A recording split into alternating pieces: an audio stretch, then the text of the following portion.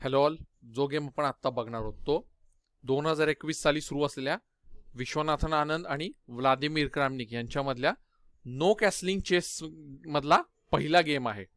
तर no कॅसलिंग chess concept अशी आहे की आपण जे चेसमध्ये नॉर्मल ऑटो कॅसलिंग करतो तसं या व्हेरियंटमध्ये करता येणार नाही. जर तुम्हाला कॅसलिंग करायचं असेल तर ते मॅन्युअल कॅसलिंग करावं लागेल, ज्यामुळे कॅसलिंगसाठी तुम्हाला किमान 3-4 मूव तरी नक्की खेळाव्या लागतील. याचं एक कारण म्हणजे आपल्याला माहिती आहे की सध्या चेस इंजिन खूप पॉवरफुल आहेत. सो हे व्हेरियंट जे आहे ते चेस इंजिनसाठी सुद्धा एक नवं चॅलेंज म्हणून पुढे केलेलं आहे. आणि हा जो गेम आहे तो फॉर्मर वर्ल्ड चॅम्पियन्स आनंद आणि क्रॅमनिक खेळत आहेत. पांढऱ्या बाजूला आहे विश्वनाथन आनंद आणि काळ्या बाजूला Vladimir Kramnik. So let's see या गेम मध्ये काय झालं. डावाची सुरुवात पांढऱ्या बाजूने झाली C4 C5 ही इंग्लिश ओपनिंग आहे.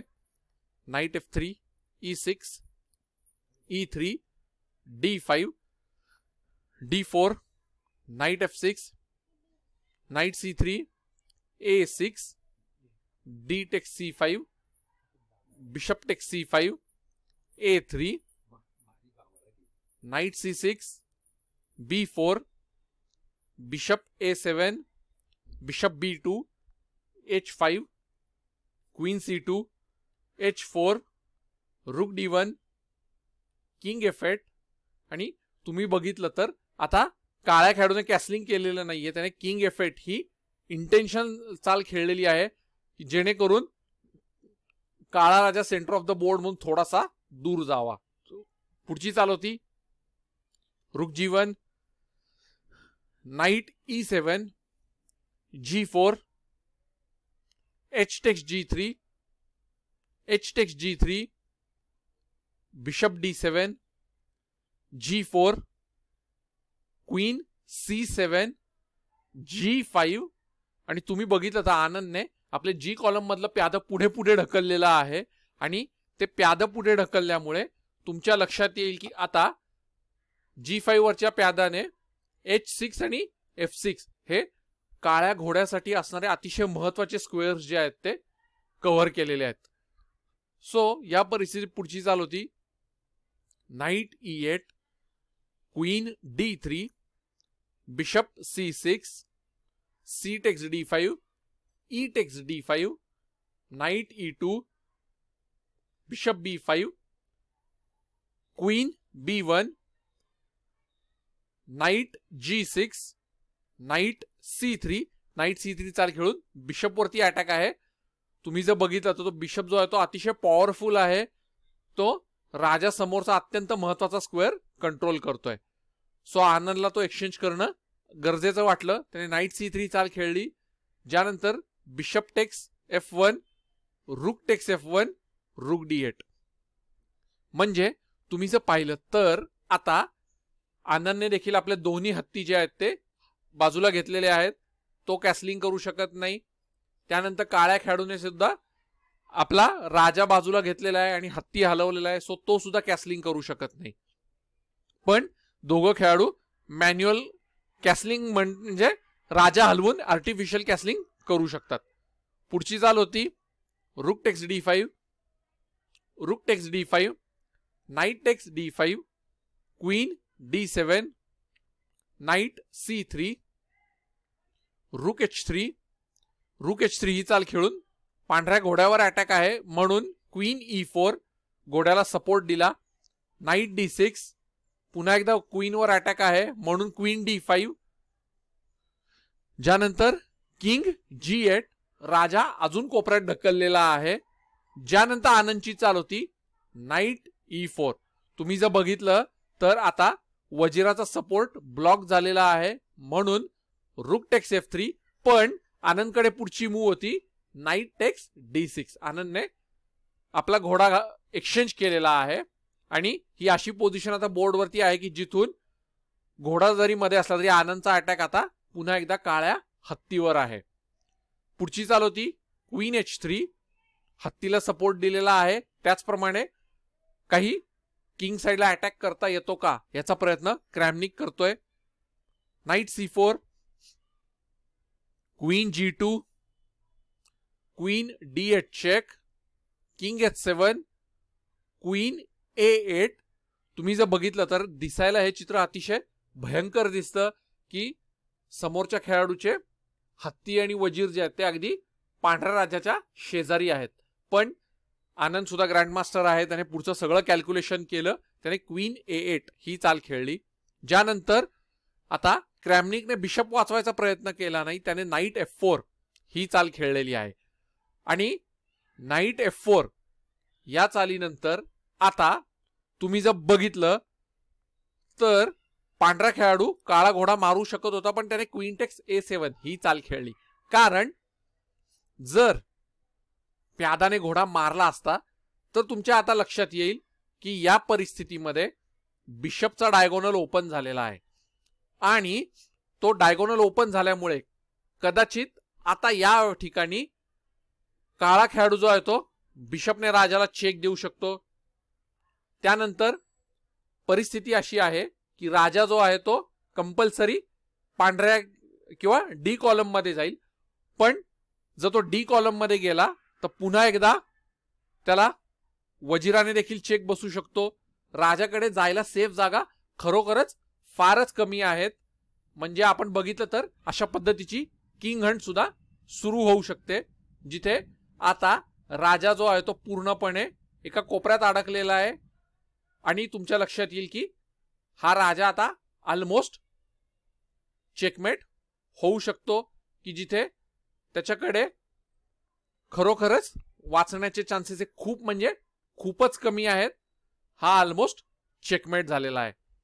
तर हे असं व्हेरिएशन आपल्याला कदाचित बघायला मिळालं असतं, किंवा नाईट F4 नंतर प्यादाने जर घोडा मारला असता तर कदाचित अजून काहीतरी वेगळं व्हेरिएशनही बघायला मिळालं असतं, जिथे बिशपने मारल्यानंतर राजा जो आहे तो कदाचित पुढच्या स्क्वेअरवर गेला असता.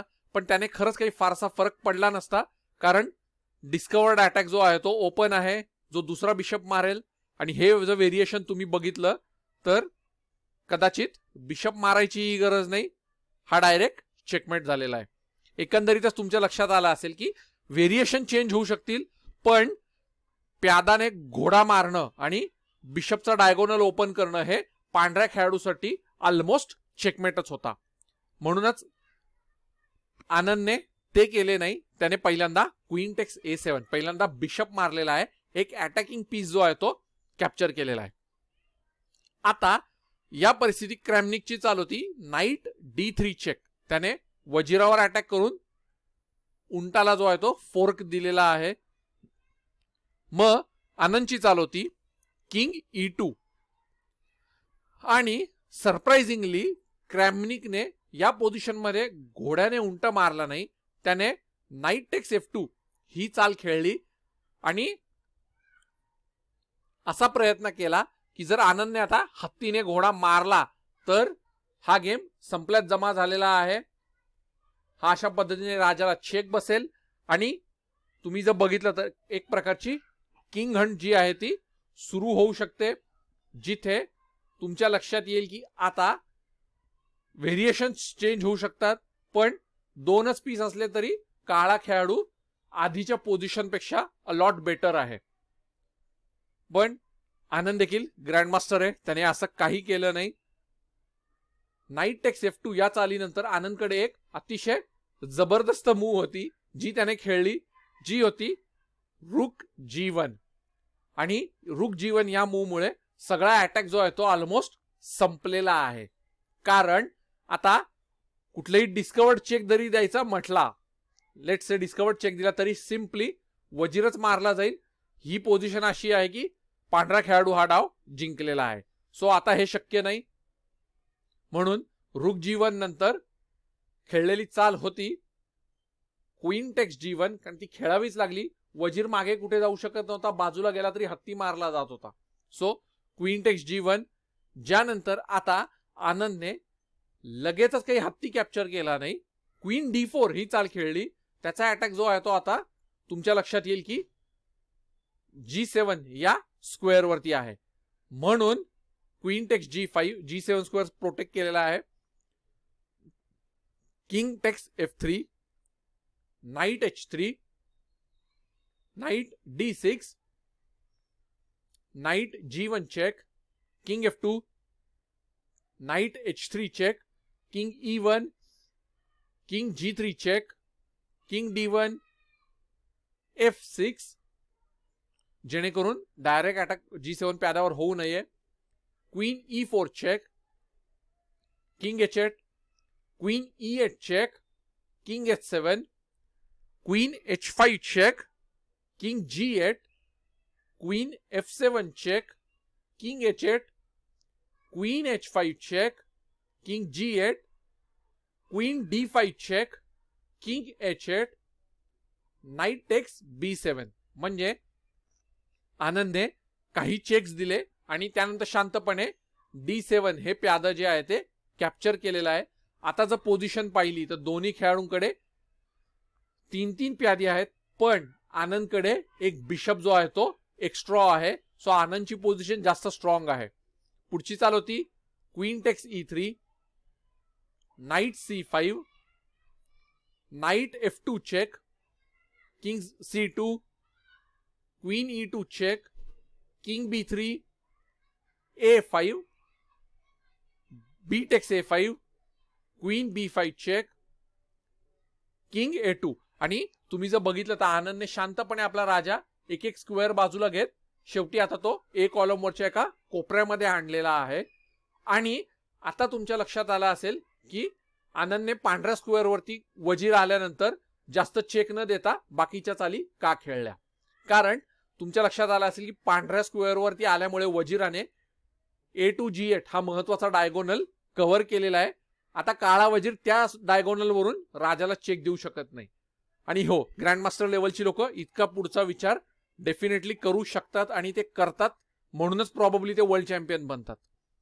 तर ही अशी पोझिशन होती ज्यानंतर queen text a5, bishop text f6 आणि बिशप टेक्स f6 ही पण एक अतिशय जबरदस्त चाल आहे. या चालीनंतर जर काळ्या खेळाडूने उंट ऍक्सेप्ट केला तर त्यानंतर तुमच्या लक्षात येईल की पांढरा खेळाडू जो आहे तो अशा पद्धतीने राजाला चेक देऊ शकतो. नंतर राजा जो आहे तो काळ्या घरामध्येही जाऊ शकतो, पण काळ्या घरात जाणं प्रॉब्लेम असा आहे की हा डिस्कवर्ड चेक बसलेला आहे आणि क्वीन मारली जाईल. सो राजा काळ्या घरात जाऊ शकत नाही. क्वीन h5 चेक नंतर कंपल्सरी पांढऱ्या घरात जाईल.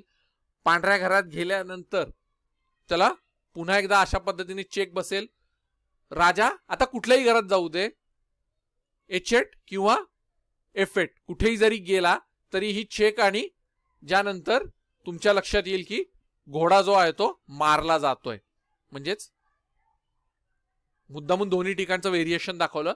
अशा पद्धतीने घोडा मारला जाईल आणि त्यानंतर पांढरा घोडा देखील अंडर अटॅक असला तरी त्याला सपोर्ट आहे. आणि ही पोझिशन जर तुम्ही बघितली तर पांढऱ्या खेळाडूने ऑलमोस्ट हा गेम जिंकलेला आहे. सो बिशप टेक्स f6 यानंतर बिशप मारला नाही. क्वीन e1, बिशप b2 आणि बिशप b2. आता पुन्हा एकदा राजा एका सेफ कॅसल मध्ये घेतलेला आहे. Knight d1, queen a8 check, king h7, queen e4 check. आता क्वीन e4 ही कंपल्सरी वजीर एक्सचेंज करण्याची चाल आहे. So queen takes e4, knight takes e4, king g6, bishop d4. Bishop d4 ही एक अतिशय अमेझिंग चाल आहे, कारण तुम्ही आता बघा घोड्याचे सगळे इम्पॉर्टंट स्क्वेअर जे आहेत ते आता या बिशपने कव्हर केलेले आहेत. घोडा आता काहीसा पॅरालाइज झालेला आहे. मग पुढची चाल होती किंग f5, नाइट c5, ज्यानंतर g5, a4, g4, a5, g3, a6, g2, ज्यानंतर किंग b3. आणि किंग b3 ही चाल खेळून तुम्ही जर बघितलं तर पुन्हा एकदा घोड्याचे दोन्ही इम्पॉर्टंट स्क्वेअर कव्हर केलेले आहेत, जेणेकरून जर प्यादा पुढे गेलं आणि जर उंटाने ते एक्सचेंज केलं तरीही घोडा जो आहे तो पळून जाऊ शकत नाही किंवा राजाला चेक देऊ शकत नाही. सो किंग b3 ही एक सटल मूव्ह होती जिने आनंदची पोझिशन अजून स्ट्रॉंग केलेली आहे. पुढची चाल होती king F4, A7, night E3 आणि नाईट E3 ही चाल खेळून वजिराचा स्क्वेअर ब्लॉक करण्याचा प्रयत्न केलेला आहे. पण आनंदने खेळलेली चाल होती नाईट E6 चेक आणि ही चाल खेळल्यानंतर काळ्या खेळाडूने आपली हार मान्य केली. त्याचे कारण, जर या परिस्थितीमध्ये समजा राजा जो आहे तो पांढऱ्या घरात आला असता तर या परिस्थितीमध्ये सिंपली क्वीन क्रिएट केली असती आणि तुमच्या लक्षात येईल की क्वीन क्रिएट केल्यानंतर आता राजा जर बाजूला झाला तर कदाचित क्वीन जी आहे ती डायरेक्ट प्यादा मारू शकेल, ते सुद्धा विनिंग असेल आणि ही चुकीची मूव आहे. ही लक्षात ठेवा, ही चुकीची मूव आहे. स्टील ते विनिंग असेल, पण पहिल्यांदा नाईट कॅप्चर केला जाईल. हे बरोबर तुम्ही ओळखलं.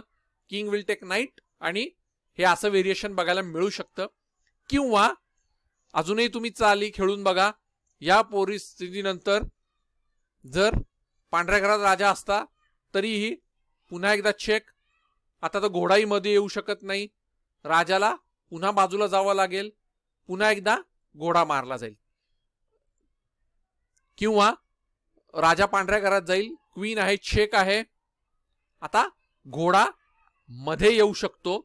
पण प्रॉब्लेम असा आहे की घोडा जरी मध्ये आला तरीही सिंपली किंग C4 आणि तुमच्या लक्षात येईल की काळा राजा आता पांढरा उंट मारू शकत नाही कारण त्याला डबल सपोर्ट आहे, पण तो प्यादाही पुढे घेऊ शकत नाही कारण उंटाने ते कव्हर केलेलं आहे.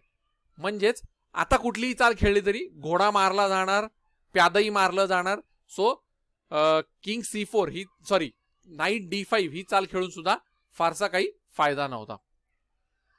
तर आय होप की तुम्हाला या दोन ग्रेट प्लेयर्स मधला हा नो कॅसलिंग गेम आवडला असेल तर जरूर शेअर करा.